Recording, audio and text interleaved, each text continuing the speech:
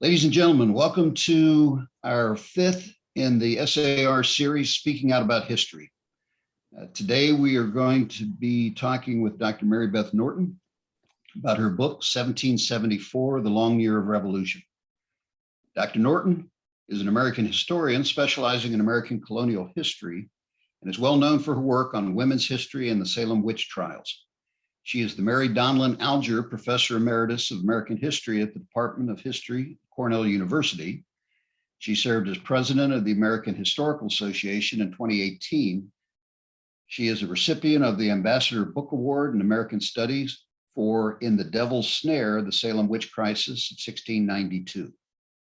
Dr. Norton was born in Ann Arbor, Michigan, received her Bachelor of Arts degree from the University of Michigan and her Master of Arts and PhD from Harvard University. Her doctoral dissertation, The British Americans, was published by Little Brown and Company and won the Allan Nevins Prize for the Society of American Historians in 1970. Her book, Founding Mothers and Fathers, was a finalist for the 1997 Pulitzer Prize. She is also noted as one of the authors of the two-volume A People and a Nation, a popular American history textbook, currently in its 9th edition. Dr. Norton received the 2021 George Washington Prize from George Washington's Mount Vernon, the Gilder Lehrman Institute of American History and Washington College, and the Francis Tavern Museum Book Award.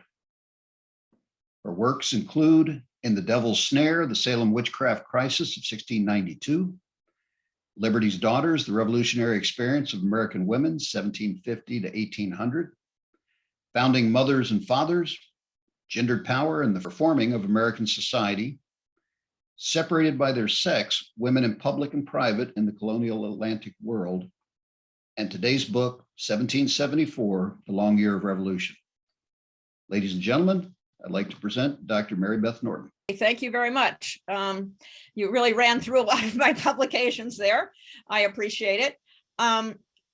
Actually, one of the things that I want to say about the new book, 1774, is that it was actually going to be my second book.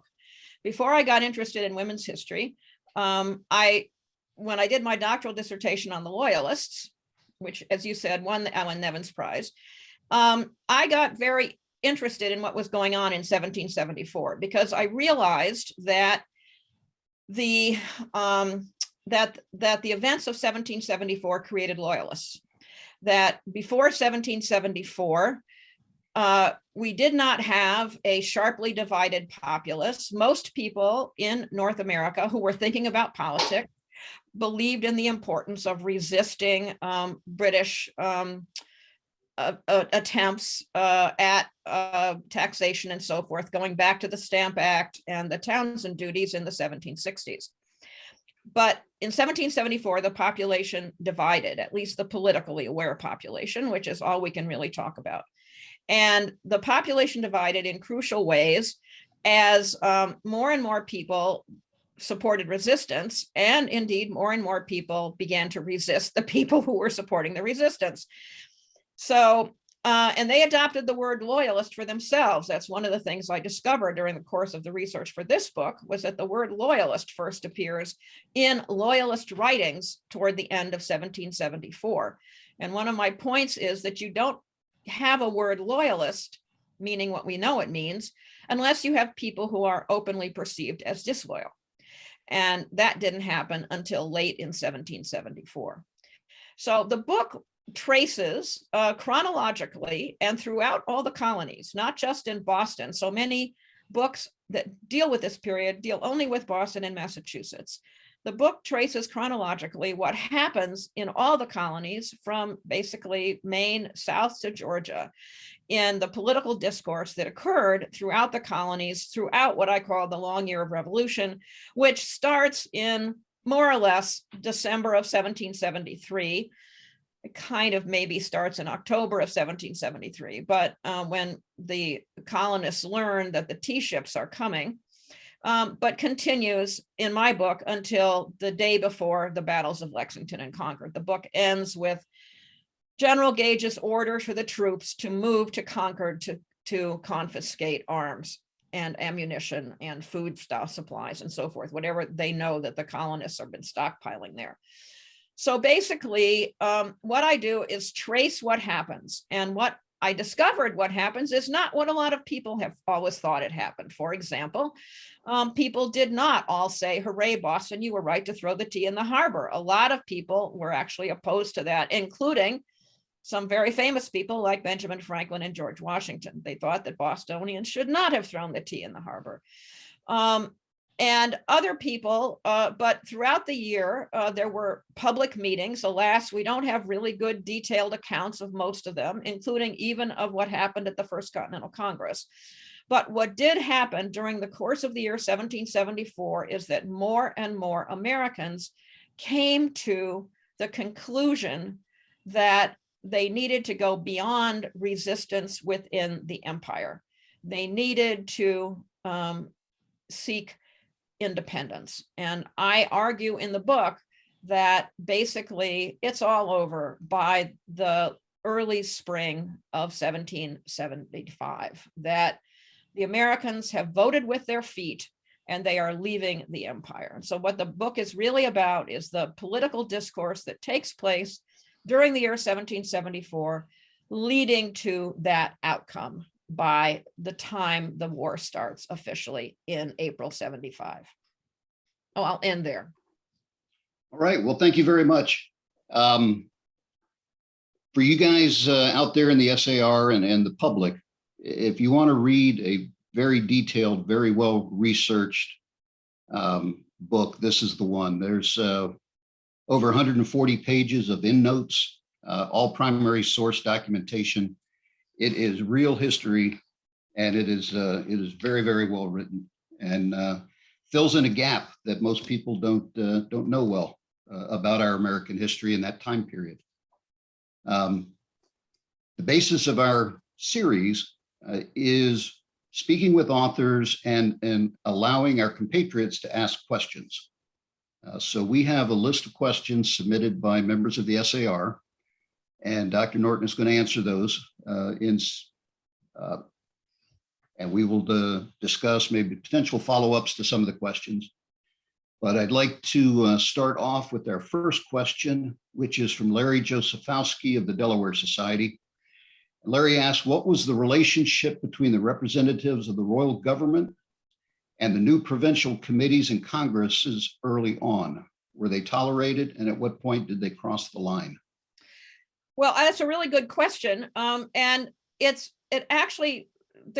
an important response to it, which is that early on, the royal governors didn't think that the Americans would be able to set up provincial congresses and committees.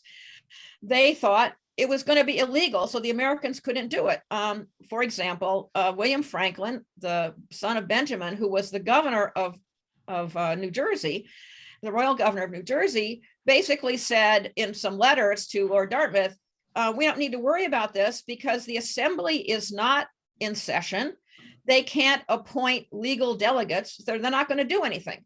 Well, he was wrong, of course, because he and the other royal governors didn't realize that the Americans were going to go completely outside the legal boundaries that the royal governors expected. And so what happened was the Americans, in setting up these extra legal bodies, managed to free themselves from pretty much any contact with the royal governors. The royal governors were extremely frustrated.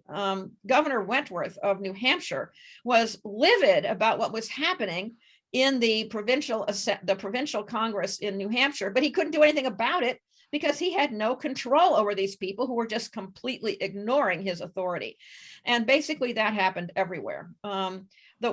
Sometimes what I regarded as really interesting and fun in a lot of ways, and extremely frustrating for the governors, and this is later, this is not early on, but eventually numerous ones of the colonies had both legal assemblies and extra legal congresses meeting simultaneously, sometimes with exactly the same membership or almost exactly the same membership. So there's this wonderful scene in North Carolina where the governor of North Carolina gives a rousing speech to the assembly denouncing the provincial Congress, all of whom are sitting in front of him because they're also members of the Provincial Congress as well as of the Assembly. And the group of men proceeded at one moment to say we're the Assembly, and at another moment to say we're the Provincial Congress, and they proceeded to adopt joint resolutions, which I think is truly hilarious. But it just shows how frustrated the governors were. Now, if the governors had not, I mean, if you think about what ifs, hypotheticals, if the governors had not refused to allow the assemblies to set up legal committees, as it were, to oppose what was going on, they might have had some say in what was happening. But as it happened, they had no say in it whatsoever. So they were chiefly just frustrated. And it didn't happen simultaneously in all of the colonies. That's right. It didn't happen simultaneously everywhere. So Georgia actually came along a little later, and New York Right. had New York and Pennsylvania at various points had different interpretations or different responses with their assemblies and their royal governors. Yes. Well, Pennsylvania is interesting because Pennsylvania did have a provincial Congress and an assembly, and the Pennsylvania Provincial Congress met first, and it made recommendations to the assembly, which, by the way, actually didn't follow most of them. But in any event, there was sort of an official relationship between the Provincial Congress in Pennsylvania and the Assembly in Pennsylvania. In New York, the Assembly had actually been elected in, I think, 1769. So it was a group of guys who'd been in office for such a long time. And the New York Provincial Assembly didn't really get going. There was until after the war started. I mean, in New York, the most of the resistance was done within the city of New York. It wasn't general. All right, thank you. Next question is from compatriot Bobby Hulse of the Kansas Society.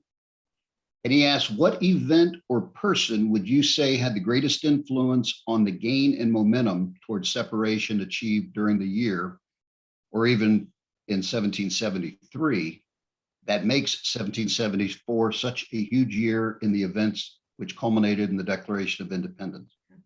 It's really hard to answer that question, to focus in on one person or one event. One of the problems is that, as you indicated, I did look at lots and lots of primary sources, but there are many things that were not recorded. And we do not have, for example, detailed minutes of what happened at the First Continental Congress. We have only, and in fact, members of the First Continental Congress were enjoined not to reveal what was going on in the Congress itself. And so the only time we have information about what was said in the Congress or who said it was in some private notes of delegates that have survived, and some information that leaked out, shall we say, over convivial dinner parties in Philadelphia and so forth. So it's very hard to put one's finger on any particular event or any particular person. But having said that, I did, in the course of my research, come to the conclusion that by the end of the summer of 1774, when people had met in local communities throughout the colonies, the trend was definitely towards independence, even by the time the Continental Congress met. The Continental Congress was regarded at the time as at least potentially conciliatory. But for example, I was blown away by the fact that I discovered that as early October 1774, before the Continental Congress adjourned, there were American ships in Amsterdam looking to buy arms and ammunition. And if they were doing that in early October, they had to have left the colonies in August or early September. And that was very telling to me about what was going on, and that consensus had been reached by the end of the summer in ways that we just can't really know because there are no records.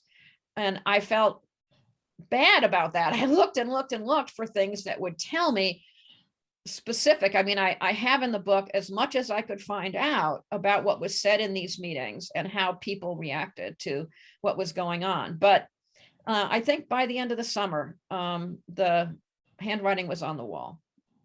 And I cannot put my finger on any particular individual or any particular event. All right, well, that's fair enough. I know a lot of those initiatives were from individual colonies that were looking to start building their own internal militia and separating their militias from the royal governor and the governors appointed. Yes, and a lot of that happened after the first of the year in 1775. It didn't happen so much in late 1774. But yes, Maryland, for example, started to build its own militia. All right. Our next question is from Wayne Snodgrass of the Colorado Society. And Wayne asks, after the December 1773 Tea Party and before the Intolerable Acts in April to June of 74, what actions against the British were happening in the middle and southern colonies, particularly in Virginia? Very few. They seem to have ignored. I mean, there was not much going on. I mean, for example, I read George Washington's correspondence in this period very carefully. And George Washington doesn't even mention what's going on in the North, doesn't even mention anything until after he's reacting to the Boston Port Act. There is no mention of American politics at all, other than local Virginia stuff, in Washington's correspondence or in his diary. He never mentions the Boston Tea Party, never mentions anything else going on. And so if we take Washington as a kind of a quintessential Virginian at this time, we can say, yeah, nothing much. And that is definitely true of the rest of the South also. There did begin to be some responses to the arrival of tea, not from the East India Company, because the East India Company ships were all pretty much taken care of. The last of them arrived in April of 74 in New York City. But basically, there were some events where tea that had been ordered by individual merchants was resisted in one way or another, maybe confiscated by local people or something like that. But frankly, nothing much happened until after the Boston Port Act, until people were responding to the Boston Port Act. And that was after the middle of May 1774, when they learned about the Boston Port Act. It was, of course, adopted earlier, but it was not. The crucial date was when colonists learned about it, and that was middle of May of 1774. All right. Our next question is from Roger Williams of the New Jersey Society. Roger's question is, Thomas Hutchinson seems to have inflamed the citizens of Massachusetts for a long period of time, even before any of the intolerable acts set forth by Parliament were enacted. 1774 was the year the populace reacted to Parliament's actions. Wouldn't you agree that Hutchinson's governance primed the citizens to turn against their king as much as Parliament? Actually, I would not. I thought about this question, and Hutchinson was demonized as an individual. They really, because the colonists thought incorrectly that he had advised Parliament to adopt the Stamp Act, which he did not do. He had actually opposed the Stamp Act in his private correspondence with London.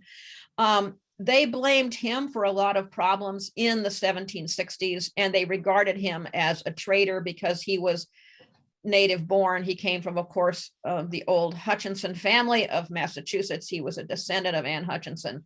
And so he was excoriated as an individual, but I don't see anything extending from that to anger about the British rule generally until after, especially after the Boston Port Act. All right. The next question is also from Roger, and this is, how were the intolerable acts covered in the press outside of New England? Yeah, that's a very good question. And I did pay a lot of attention to that. And it actually varied tremendously. I mean, we look at the intolerable acts together, or I prefer to call them the coercive acts. But in any event, we look at them together as a unit. But in fact, again, as I said a minute ago about the Port Act, when the colonists learned about them was actually important. And they learned about them serially. They did not learn about them all at once.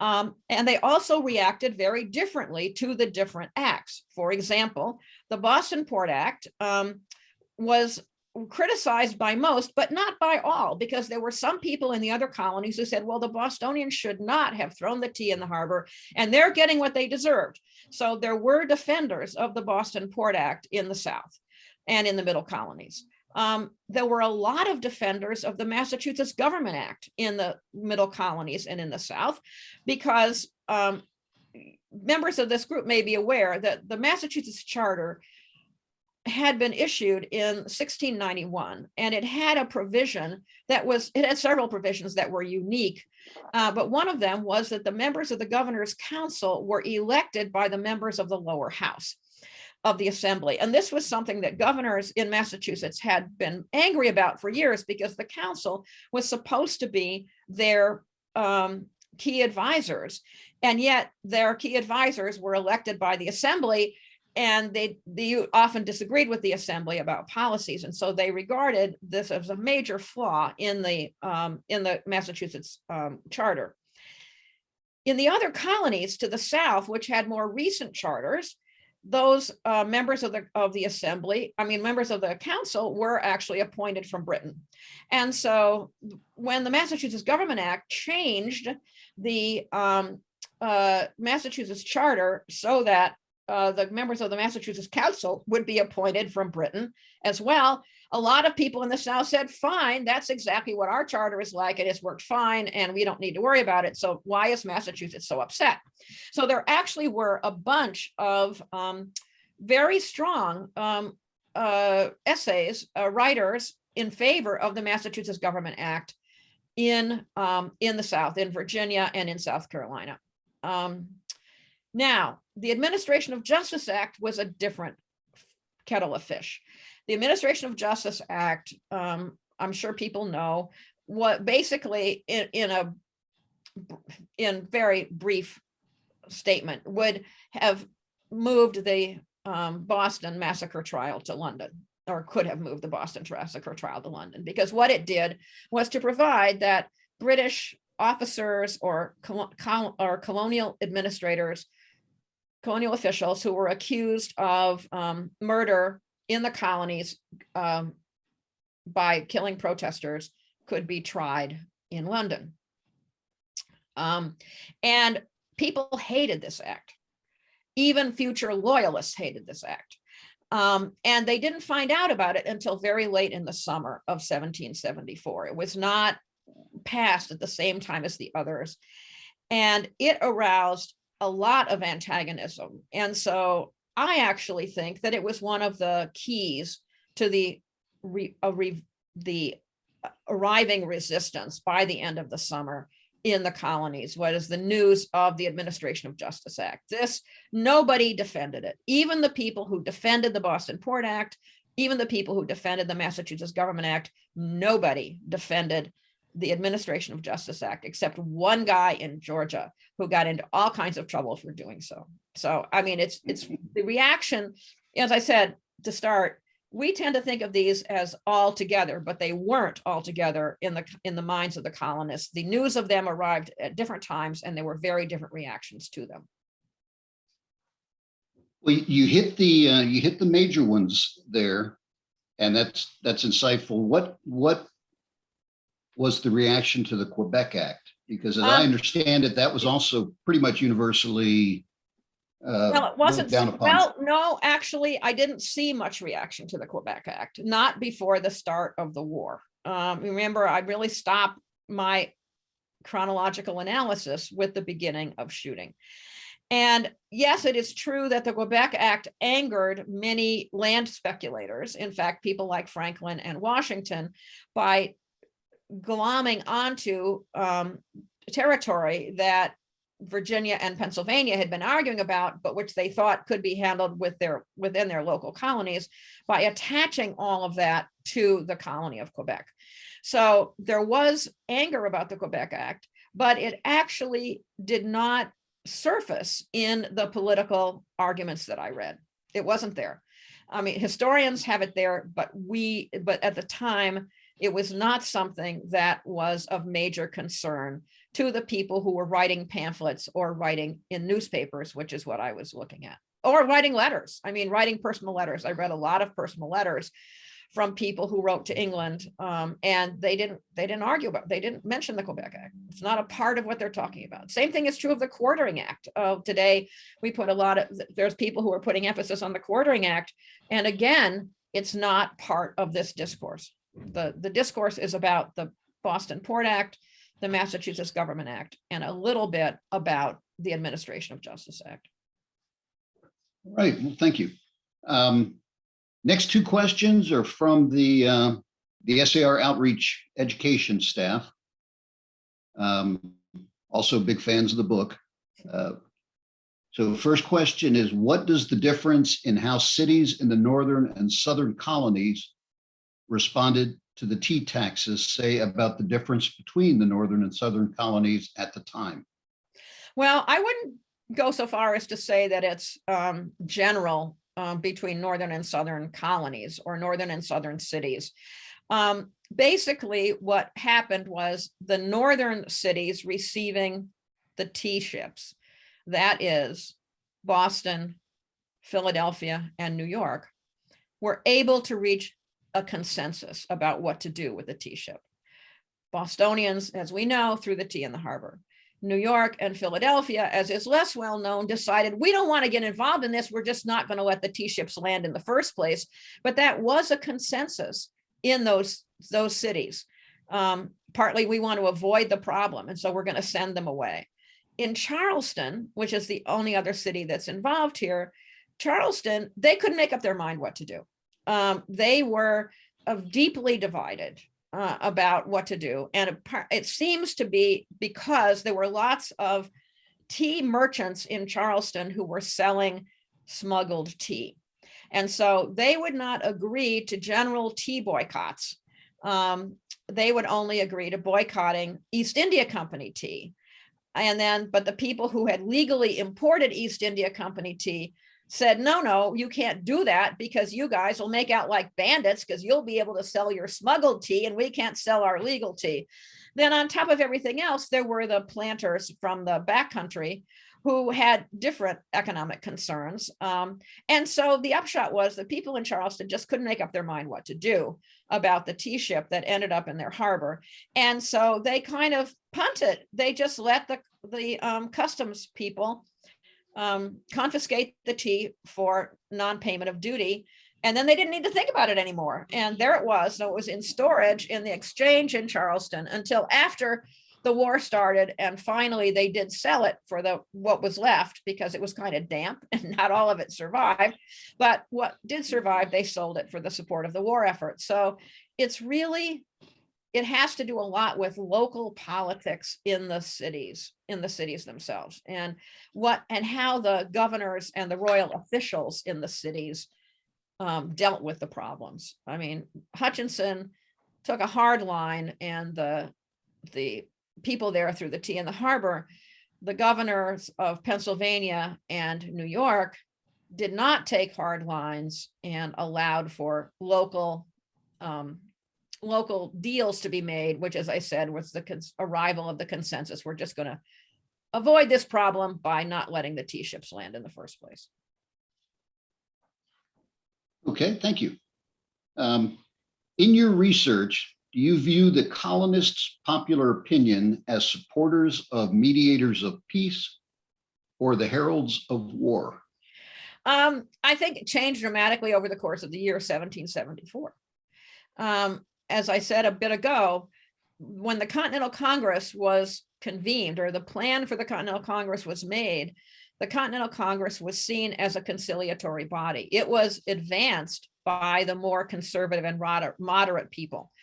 it was not wanted by the radicals. Samuel Adams and the people in Boston did not want the Continental Congress. They just had to give in because as they were trying to get support for immediate resistance, the only colony that supported them immediately was Maryland.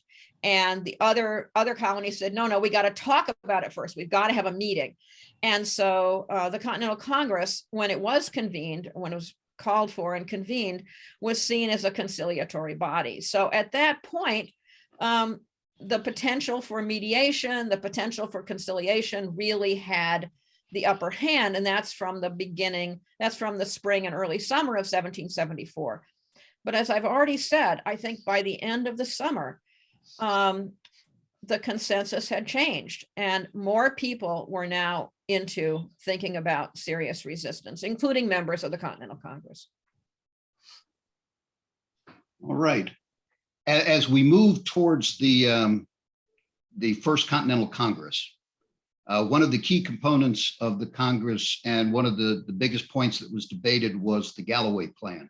Mm-hmm. Can you expand a little bit on what was the Galloway Plan and what made it contentious? Well, Joseph Galloway, who was a longtime politician in Pennsylvania and had been the Speaker of the Pennsylvania Assembly, actually, and was a longtime ally of Benjamin Franklin, spent some time reading political theory and reading up before the Continental Congress, and came up with the idea that what should happen is that there should be a governor general for all the colonies appointed by the king, and a general assembly for all the colonies. That is, each colony would elect representatives to this general assembly, and they would and that governor general and that general assembly would have to agree to all policies that Britain was adopting towards all the colonies. I mean, as individual colonies could still have whatever their individual issues were, that is, their individual taxation, their individual militias, their individual whatevers. But for the colonies as a whole, the governor general appointed by the British and the people elected locally, and he didn't say how many representatives from each colony, he didn't get that far. Was it going to be population? Was it going to be something else? Was it just going to be one for every colony? Not clear. That would have to agree to any policy that the British adopted that had to do with all the colonies. And so therefore it was sort of dual authority. The British could not do things that would affect all the colonies without the approval of this lower level legislature. Meanwhile, the lower level legislature couldn't do anything for all the colonies without the approval of Parliament. Okay, thank you. Our next question is from Tom Hamill of the Virginia Society. And Tom's question is, it seems that Pennsylvania delegate to the First Continental Congress, Joseph Galloway, understood that the relationship between the colonies and the king had dramatically changed since the issuing of the individual colonies' charters. The debate over his plan of union was one of the key moments in the debate over paths forward for the colonies. Does the rejection of the Galloway plan represent the tipping point politically towards revolution? Well, that's a very good question, and I wish we knew more about the contents of the debate over the Galloway plan. We just don't know, because as I keep saying, no records were kept of what people said in the debate and why they voted the way they did. We just don't understand what was going on, and was some of the reaction to the Galloway plan because of personal antagonisms to Galloway, who was a longtime ally of Benjamin Franklin in Pennsylvania politics, and they were kind of on the outs of other people in Pennsylvania at the time. So, and remember, the meetings were taking place in Philadelphia, so probably local Pennsylvania antagonisms had something to do with what was going on. Galloway later, of course, talked at great length about it. He gave testimony in London about what happened at the Continental Congress, but he made claims that were clearly incorrect.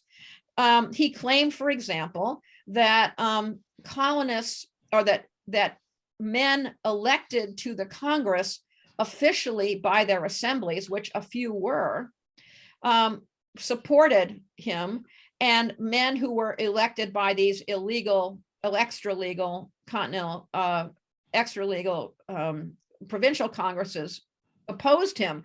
But in fact, his major opposition came from Massachusetts, and those guys were elected by the local by the actual Massachusetts Assembly. That is, they were legally elected before the governor found out what was going on and dissolved the assembly. So it's just hard to know what to believe about what Galloway said. I tried in my book to parse his arguments and to talk about it. It's just unclear. It's really unclear what would have been the result. If we think about the hypotheticals, even if the Galloway plan had been accepted, it would have had to have been accepted in every individual colony. And many colonies, of course, at the Congress had voted against it. Even if, say it's a close vote, it goes the other direction. But so there. And then, of course, it was totally unacceptable in the context of British politics. The Brits would not accept the plan that Galloway put forward to provide basically for dual authority over colonial taxation or over colonial policy, general colonial policy. They didn't accept anything like that until the 1860s with Canada. I mean, so literally it was impossible on the British side. So I think it's not possible to say what would happen, really. But I think it wouldn't have happened anyway. He was going to fail. He tried, but he was going to fail. Thank you.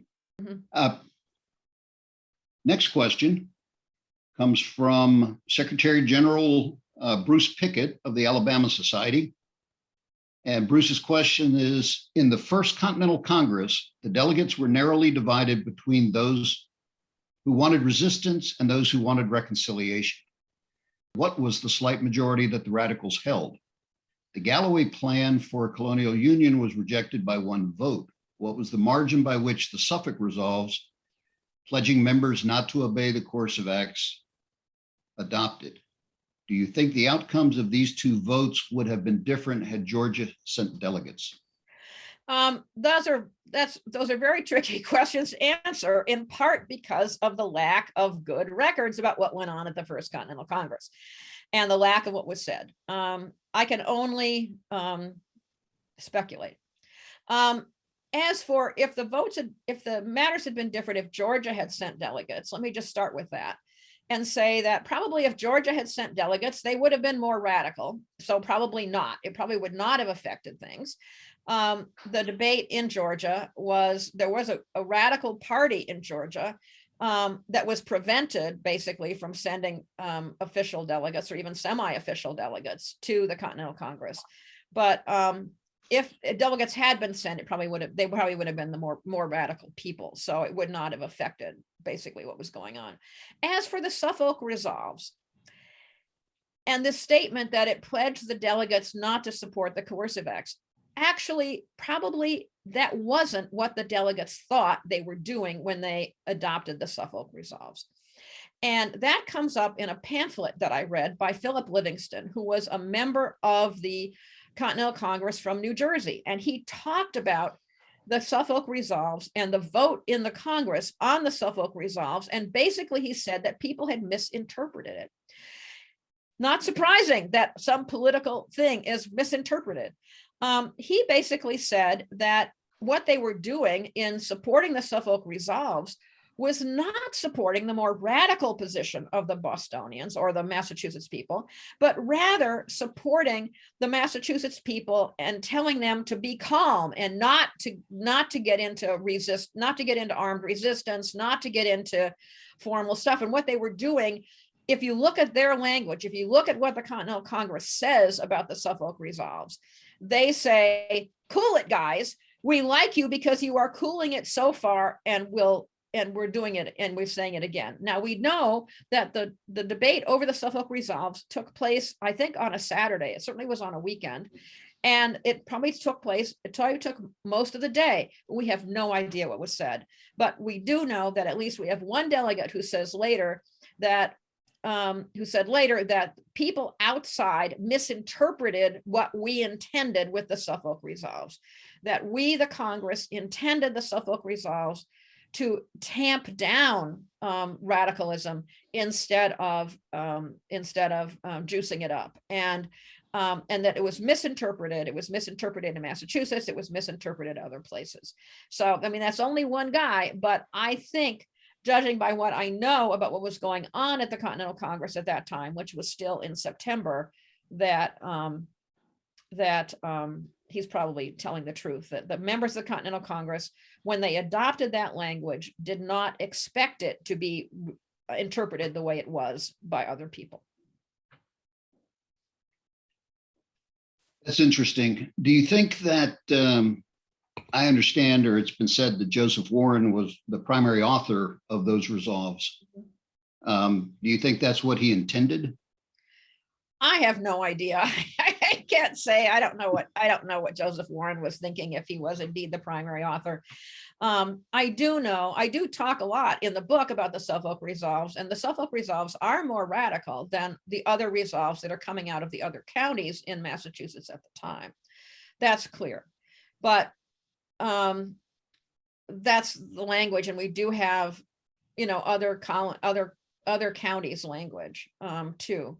But as far as the Continental Congress is concerned, we don't have anything else to interpret it by other than the language of that one resolution and what Livingston said about it, because other people don't really talk about it. I mean, it's fascinating to me how little information we have about what went on at the First Continental Congress in terms of the internal deliberations, in part because people really did follow the injunction to shut up, not to say. And in fact, I talk in the book about how both Joseph Galloway and John Jay were accused of leaking information from the First Continental Congress.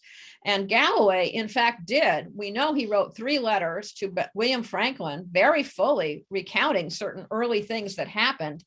But then the Continental Congress voted to have secrecy, and he stopped. As far as we can tell, he actually stopped that communication with William Franklin. He followed the injunction of secrecy. I found, much to my astonishment, in the course of my research, people in London thinking that not just Galloway, but also Jay had been leaking information. And we can understand the Galloway because that's part of it. But Jay was surprising to me. And I did find one letter that was forwarded to Lord Dartmouth by somebody else, not by Jay, or actually by the then governor of New York, which I think probably came from Jay, but it's a detailed account of one particular debate of the Continental Congress, and it is about commercial policy. It's not about some of these other issues. It's about what positions different colonies took on commercial policies. And if it didn't come from Jay, it came from one of the other members of the New York delegation, because it went to the governor of New York. But other than that, we just don't know a lot about what the internal deliberations were of the Continental Congress. It's very frustrating. It's very frustrating. Oh, I might add, I'll tell you a funny story, which you might appreciate. Early on in my research, I came across a published letter from a guy who claimed to have been witnessing the debates. And of course, this is totally a fake from a much later period, because nobody witnessed the debates. They did not allow anybody in. It was very funny. Oh, that is interesting. I know it's frustrating for historians that, that and later on the Constitutional Convention had a similar secrecy. Yeah, we have Madison's notes, at least. I mean, we can know that Madison is changing things, but still he was better than having Charles Thompson, who only wrote down what the votes were, and not always all the votes. Yep. Our next question comes from David Michael Martin of the Alabama Society. The year 1774 was a very tumultuous time, with those in the colonies coming to terms with the concept of submitting to a government where they felt like their voice wasn't being heard, while at the same time having to pay taxes, pay the burden with tariffs, etc. Do you see any parallels to that time in history and in today's political climate in the United States?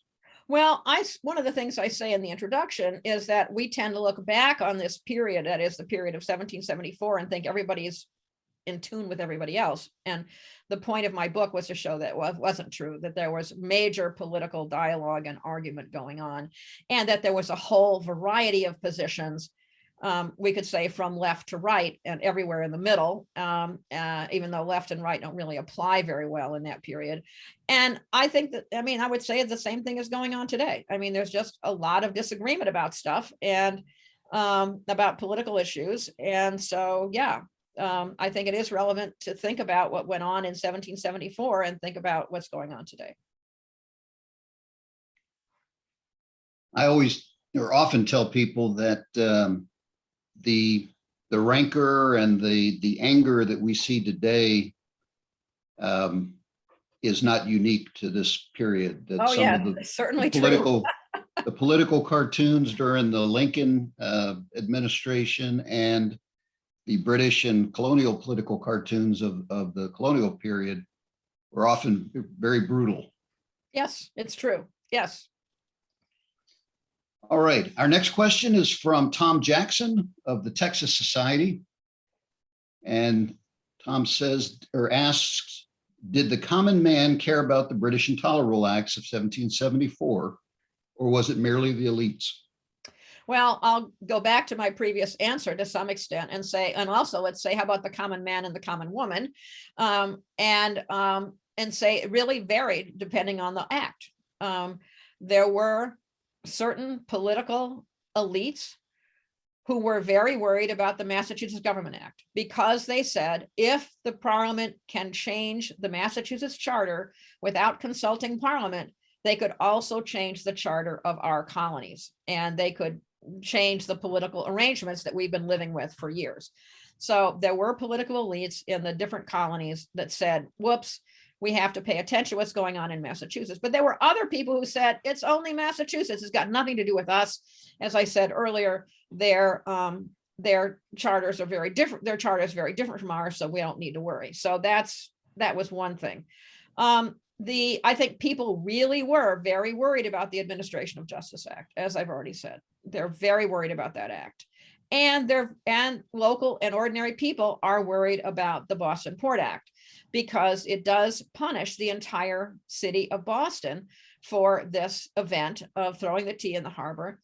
And it caused a lot of upset and difficulty, economic difficulty for people living in Boston, because what it did, of course, was to shut the port. So what it meant was that people could only get food and fuel and so forth. If they were supposed to be able to still get it by sea, but in fact, the Brits made that very difficult, and they really blockaded it. And so when goods for the basic support of the people in the city were being imported, they basically had to come overland from Salem, which was the only legal port left in the area. And I read somewhere, I forget where it was, but that the roads between Boston and Salem became very rutted, because there were so many heavy carts traveling back and forth between Boston and Salem to bring goods to Boston. Remember, at the time, Boston was a small peninsula. It's been filled in much since, but there was only one small land connection for Boston. And so most of Boston's goods had come always by sea. So now they had to come across that small land connection known as Boston Neck, where the British set up fortifications and set up guards, and where the guards harassed people bringing things in and taking things out. And we can see that there was general support for the people of Boston by the lists of donations for the support of the people that came from all over the colonies. And those have actually survived, the lists of people who contributed to the support of Bostonians. But I might also say that the Bostonians got into trouble because wealthy Bostonians ended up paying out of work workers to work on their own properties. And so people said, wait a minute, you're using donation. The Bostonians had to defend themselves and say, we're not using donations from somewhere else to pay people to improve our property. But there was kind of a mini scandal about that that hit the newspapers in the late winter of 1775. Next question is from Shane James of the International Society. And Shane asks that with all the correspondence Lord Dartmouth received, both from within the opposition, like Joseph Reed, from those still loyal to the crown, and from General Gage and his other royal governors, how could he and Lord North have miscalculated so badly how this would all end for England? They didn't trust what they were hearing from the people on the ground in America, one, and two, they believed they knew what needed to be done, which was to come down hard on what was going on. They thought it's time to stop this. We've had it. There have been, demonstrations in the colonies going back to the Stamp Act in 1765, and we're just not going to put up with it anymore. I mean, it basically is they didn't listen, and they thought they knew the answer, and they thought they knew that the Americans would fall apart that American resistance would fall apart once they put the hammer down on Americans. And partly, I think, and there are people who argue this, I think this is right, partly this is the result of the fact that many of the people in Parliament at the time were related to people who were military officers in the 7 Years' War, and who thought very poorly of the American militia and the American support for the war back in the 1750s, and probably told their older brothers who were Parliament members that you don't need to worry about these people. They're just, they will not hold up against British regulars. They will not be able to withstand any battles. I mean, they came away from the experience of dealing with American militia in the 7 Years' War with very bad ideas of whether they were decent soldiers or not. And so, I mean, North does say, or Dartmouth says in his order to Gage to do something, this is that he sends in January of 75, which Gage receives in the middle of April of 75, which is what leads him to send the troops to Concord. Basically, Dartmouth says, nip this in the bud now. We will deal with it now, and we will not have to deal with more later. That is, we'll knock these people out right now. I think that's what they thought. And it continues, of course, through this 1776 campaigns. All right. Well, thank you.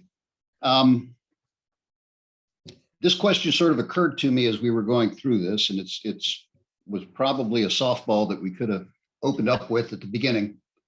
But let me ask the question. Tea is the crux of the issue. It is the first portion of your book is dedicated to tea and all of the fallout associated with tea and the East India's Company's excess of tea. How prevalent was tea consumption in the colonies? Was it truly worth fighting over? Well, tea consumption was ubiquitous. It was, everybody drank tea. Even Mohawk Indians are reported as having been drinking tea. I mean, everybody drank tea at the time, really. So there's a reason why it became the flashpoint. It was, and not only that, they drank smuggled tea because smuggled tea was cheaper, which is what led to the East India Company wanting to improve the market for tea, which was what led to the Tea Act, which was what led to the led to the Boston Tea Party and everything else, which I explain in detail in the book. But I will say that there is a book coming that will clearly explain this even better than I do, because it's a book specifically about tea. And my book is not specifically about tea. It's about the political fallout from tea, but it's not about tea. This is a book, I'll give you a preview. It's by a man named James Fichter, who's a British Empire historian who teaches at the University of Hong Kong. And it is a book about tea and tea in this period. And he has researched tea to a fare thee well, I can tell you. And he, for one thing, I'm very impressed by his research. He has looked at all the advertisements in the American newspapers to sell tea at a time when the Americans were, guess what, boycotting tea. And it's really a terrific book. It's going to be coming out from Cornell Press, probably in a year or two. I cannot predict the publication date, but I commend this book on tea to your reader, to everybody who's listening to this, if you want to know more about tea, because it really, he's done an amazing job in researching the role of tea in consumption, in politics, in everything else you can imagine. And his story goes up beyond mine. That is, the story goes into the period of the United States and talks about what the Congress does later to actually make tea sales legal so they can get some money off of the tax that they're putting on tea. All right. Well, thank you very much. We appreciated your time today, and really enjoyed talking with you and getting a little deeper into 1774, the long year of revolution. Highly commended to all of our listeners and all of our patriots. If you want to know what was going on and what led up to the revolution, 1774 is really the year that these things, that the die was cast, so to speak. So I'd like to thank you very much for taking time to be with us today. And thanks for the good questions.